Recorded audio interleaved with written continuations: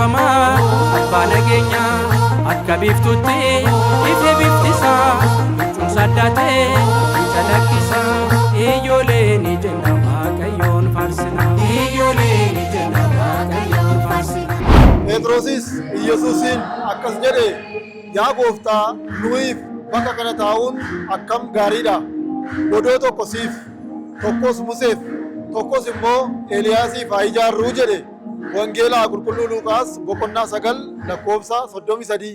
Hordoftoonni amantaa Ortodoksii biyya keessaa fi biyya ala bakka garaagaraa akkasumas kanneen miidiyaa hawaasaa waldaa duukaa bu'ootaatiin qophii kana daawwachaa jirtan baga Waaqayyoo ayyaana Tulluu Taaboor yookiin immoo ayyaana Taaboree nagaadhaaf fayyaadhaan ittiin isin ga'e.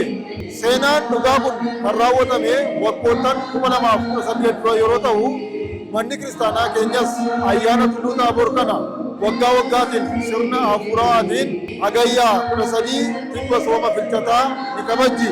Nutis waldaan duukaa bu'ootaa wiirtuu muummee ayyaana Tulluu Taaboor kana barsiisota bakka bu'oo miseensota waldaa duukaa bu'ootaa godinaalee Oromiyaa garaagaraa irraa dhufuudhaan leenjiirra jiran waliin kabajataa jirra. Achi dhufeen seenaa ayyaana kanaa maali?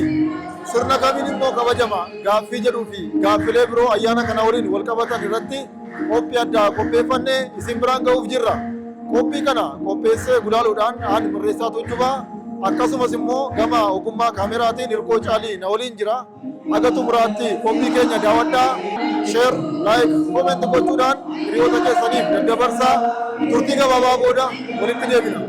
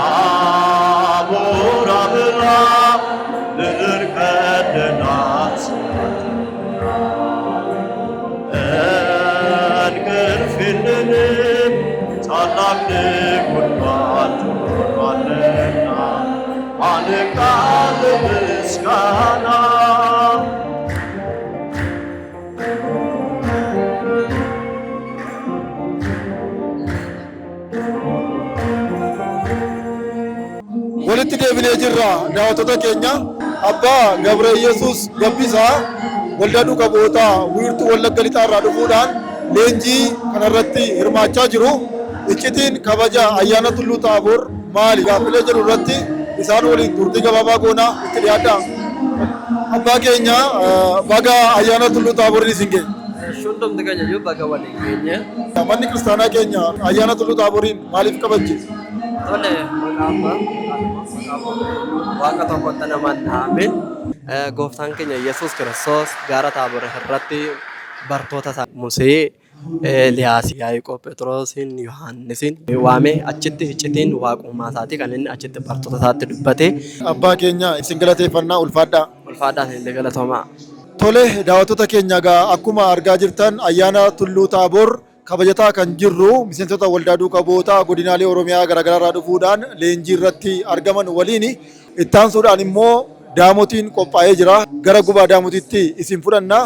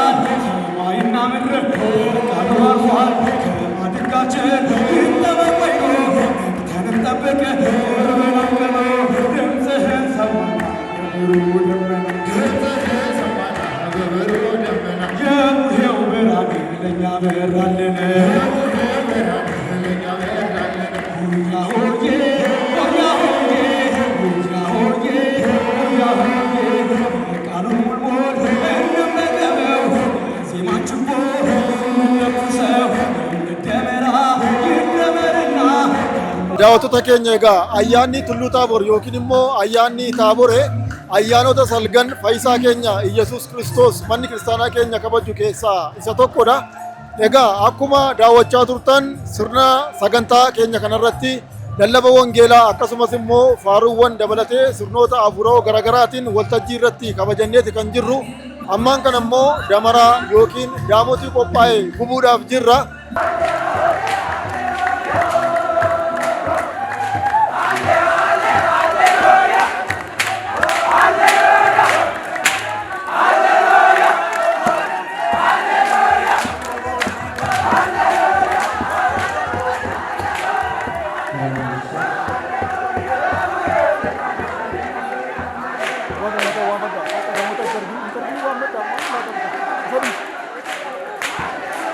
Ayyaana Tulluu Taaboor yeroo kaasnu wantoota gurguddoo sadii yaadanna.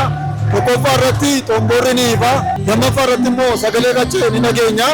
Sadaffaa irratti immoo kiristaanonni ayyaana Tulluu Taaboor yoo inni kabajatan soorati isaan sooratan yookiin immoo nyaati isaan nyaatan bixxillee yookiin immoo daabboodha. Wantoonni kun sadan akkaataa darbii yeroo mana kiristaanaa keenyaan iccitiin isaanii maali? Barsiisaa Eeliyaas Mulaatu ana cinatti argamu. Dhimma kana irratti yaada gabaabaa nuu kennu. Tole barsiisaa keenya baga Waaqayyo ittiin sin ga'e. Waan hundaaf galanni Waaqayyoof haa ta'u. Egaan ayyaana Dabra Taaboor yookaan immoo ayyaana Tulluu Taaboor kana gaafa kabajnu karaa lamaan ilaaluu dandeenya. Tokkoffaan kitaaba qulqulluutti akka barreeffame Wangeela Maatewos boqonnaa 17, Wangeela Maarqos boqonnaa 9, Wangeela Luqaas boqonnaa 9 irratti seeraan barreeffamee jira.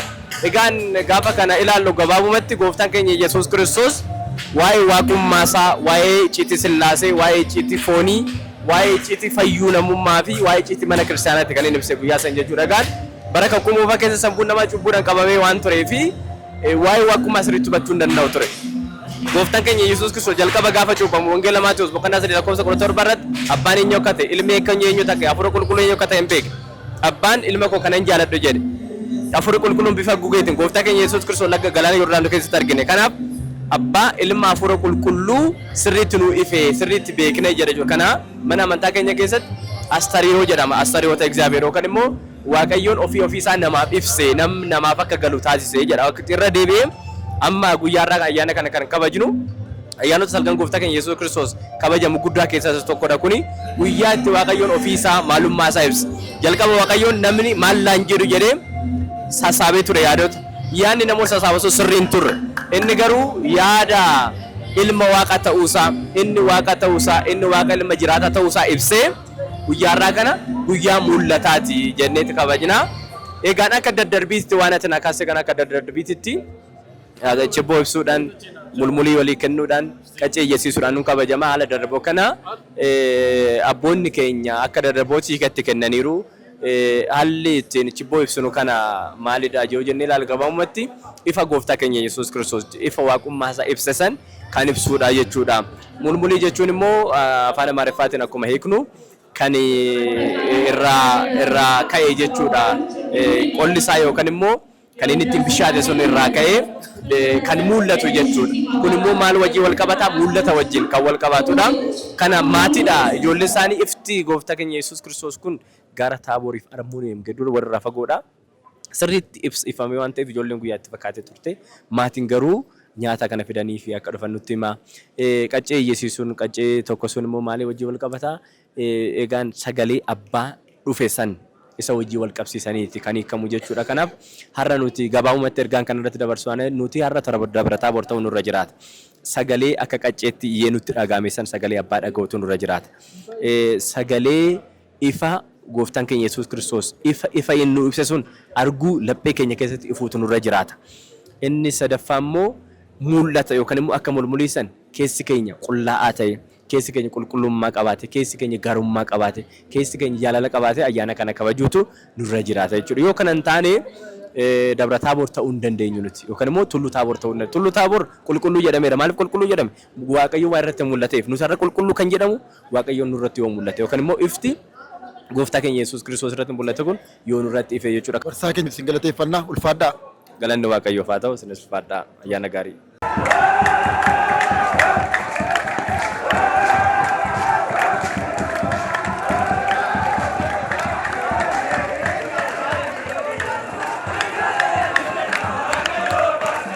Waldaan duukaa bootaa fi waldaan waliigalaa Finoota Sirq waliin ta'uudhaan barsiisota bakka bu'oo miseensota waldaa duukaa bootaa lakkoofsaan 200 ta'an as giddugala leenjiitti waliin leenjisaa jiru. Daaqoon Diinaa Wallaggase waldaa waliigalaa Finoota Sirqitti lallabaa wangeelaati. Isaan na cinatti argamu.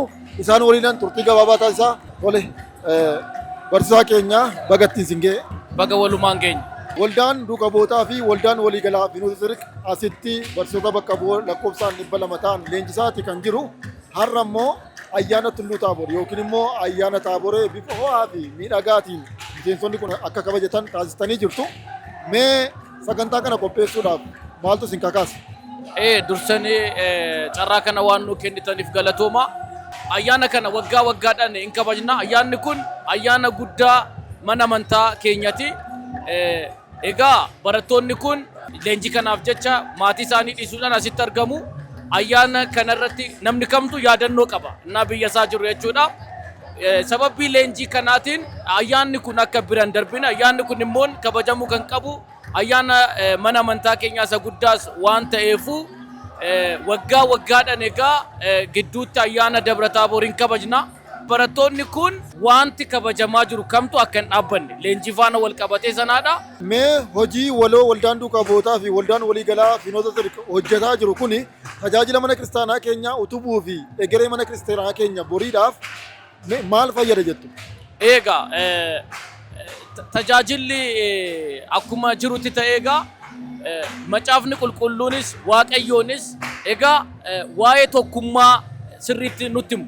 Kanaafuu hundumti keenyayyuu gahee garaagaraan daandii garaagaraan kaayyoo garaagaraa qabannee mana amantaa keenya fayyaduudhaaf akka waldatti socho'aa jirrus garuu maal qabnaa kaayyoo waloo qabna. Kaayyoon keenya sun wangeela gooftaa keenya Yesuus Kiristoosidha. Wangeelli kun hanga addunyaatti deemu akka qabu imaanaa gooftaan keenya Yesuus Kiristoos duukaa buutotaa fi abbootii keenyatti kenneedha. Nutis egaa kaayyoo wangeelaa kana gubbaarratti tokkummaadhaan hojjechuun keenya wal ilaalaa deemuun keenya waliin mari'achaa deemuun keenya mana amantaa keenyaaf tokkummaa guddaa qaba. Kaayyoon keenya galmaan akka geenyuuf faayidaa qabeessadha. Galatoomaa ulfaadhaa. Amma immoo miseensota waldaa duukaa bootaa leenjii bakka bu'ummaa fudhataa jiran waliin turtii gabaabaan taasisaa itti dhiyaadhaa. Obboleessa keenya mee maqaa kee fi eessarraa dhuftee leenjii kana irratti hirmaachaa jirta? Daakuu Sanyii Baqqalaan jedhama. Wiirtuu waldaa duukaa bootaa Bishooftuurraan iddoo kanatti argamee jira. Tole egaa har'a as bakka kabaja ayyaana Tulluu Taaboritti kanan si arge. Mee obboloonni godinaalee Oromiyaa garaagaraa irraa dhufan bakka kanatti tokkummaan ta'anii ayyaana kana waliin kabajachaa jirtu. Tokkummaan obbolootaa kuni tajaajila mana kiristaanaa itti fufsiisuu fi cimsuu keessatti akkasumas tajaajila waldaa duukaa bootaa ceesisuu keessatti gahee akkamii qaba jetta? Dhugaa dubbachuuf barumsi karaa kana leenjiin bakka bu'ummaa barsiisummaadhaan iddoo kanatti kennamaa jiru waan amma jedhamee hin ibsamne jechuudha. Maaliif kallattii kaabaaf kibbaa baalee Oromiyaa irraa iddoo kanatti argamne koorsii bakka bu'ummaa kana yookaan immoo dhimma mana amantaa keenya irratti mari'achaa barachaa jirra. Ammi kun immoo qaamni asii barate kun immoo galee booriftaan jechuudha. Mana barnootaa yookaan mana amantaa ishee baadiyyaa keessa jiruu fi bu'aa guddaa buusuu danda'a jechuudha. Isa kanaaf waan madaalamu miti jechuudha. Barumsi iddoo kanatti argamu gara fuulduraatti illee itti cimee wanti kun waggaa waggaadhaan yoo itti fufe barattoonni asii baratanii ba'an kun mana amantaa isa kufee jiru ni kaasu. Abboota keenya harmoolii keenya warroota baadiyyaa keessatti kufanii argaman warroota waa'ee amantaa isaanii hin beekne kana ni barsiisu jechuudha. Kanaaf oolmaan yookaanis immoo ga'een tokkummaan iddoo kanatti argamnee barachaa jirru kun ga'ee olaanaadha. Dhugaa dubbachuuf anis immoo carraa kana argadde iddoo kanatti barachuudhaaf gammachuu guddaan natti dhaga'amaa jechuudha. Tolemee obboloota bakkee garaagaraatti waldaa duukaa bootaa jalatti gurmaanii tajaajilaa jiraniif maal dhaamta?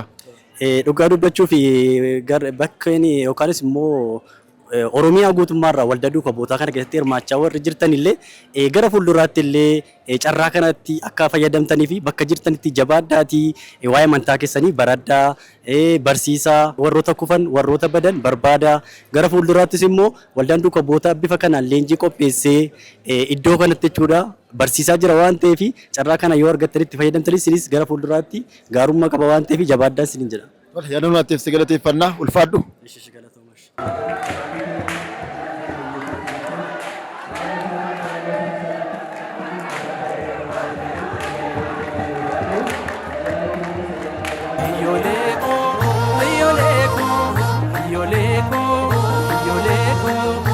waaqayyo gooftaa uumaa addunyaa abbaa dhiifamaa abbaa nageenyaa akka biiftuutti ifee biftisaa jechuun saddaatee calaqqisa iyyoolee ni jenna waaqayyoon faarsina iyyoolee ni jenna waaqayyoon faarsina ishoni gammannata boodurratti ol baana ishoni gammannata boodurratti ol baana iyyoolee koo iyyoolee koo iyyoolee koo iyyoolee koo Yaaqoob Yohannis luba Pheexroo aboodurratti as Kiristoos kaleessa shakkaa kan turan hunduu achi jarganii madan hedduu iyyoolee ni jenna waaqayyoon faarsina iyyoolee ni jenna waaqayyoon faarsina ishoni gammannata boodurratti ol baana